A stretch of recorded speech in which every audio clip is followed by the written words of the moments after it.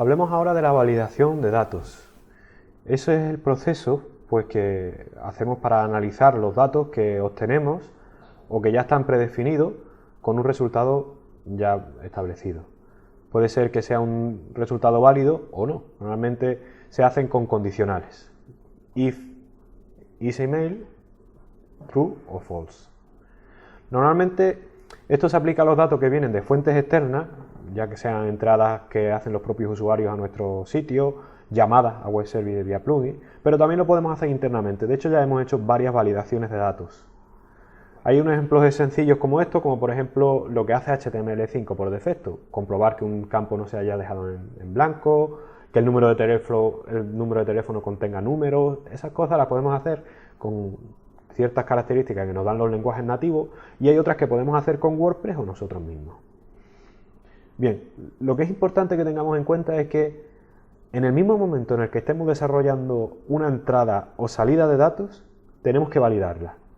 No vale dejar la validación de datos para el final, porque seguramente se nos olvide. Es importante que securicemos nuestro plugin desde el primer momento. ¿Cómo podemos validar los datos que entran y salen de nuestro plugin o de nuestro WordPress? Pues tenemos varias funcionalidades. Una de ellas es la, como hemos dicho, la que trae nativamente cada lenguaje.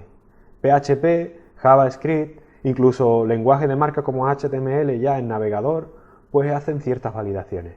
Hemos usado, por ejemplo, la validación de datos en PHP, pues isSet, para saber si una variable está establecida o definida o si es nula. Esta es una típica función que se utiliza en formularios, trabajando con formularios en WordPress y en PHP en general. Hemos trabajado también pues, con la variable empty, que vimos en el plugin o en la pequeña funcionalidad que desarrollamos hace poquito en el caso del link para eliminar los posts. Pues esta funcionalidad simplemente comprueba de que un objeto o algo que se le pase a la función esté o no vacío. Y hay muchas otras, como por ejemplo string length, para saber cuánto mide o cuántos números de caracteres tiene una cadena, count, para contar cuántos ítems hay en un array, inArray, para saber si hay un elemento que está dentro del array. Todas esas las podemos usar para validar datos y tratarlos o no tratarlos, devolver errores o no. Hay otras funciones que son propias de WordPress y ya hemos tratado algunas de ellas. Por ejemplo, aquí en esta pequeña funcionalidad que hicimos antes de crear un link de eliminación de una publicación en nuestro frontend, hemos usado la validación isSingle.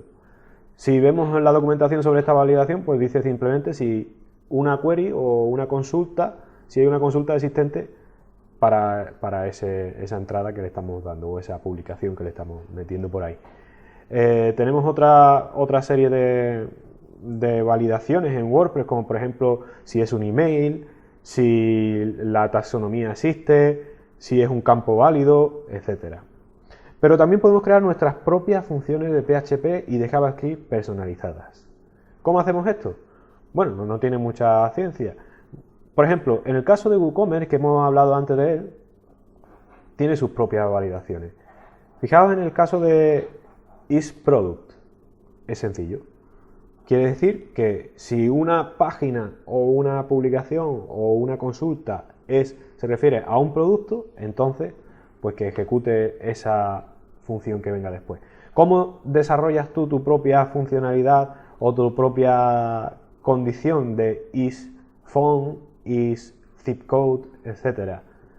Pues mira, es simplemente una función de WordPress. En el caso de isProduct, función de WordPress, y usamos otra validación que ya teníamos preestablecida en WordPress, isSingular.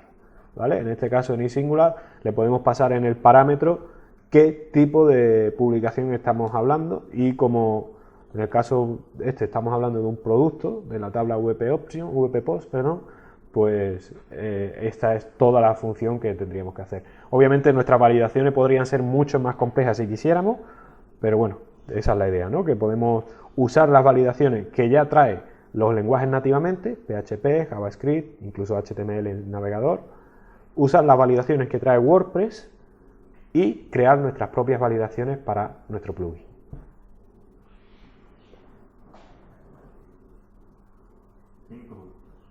Creo que le he dado la cámara.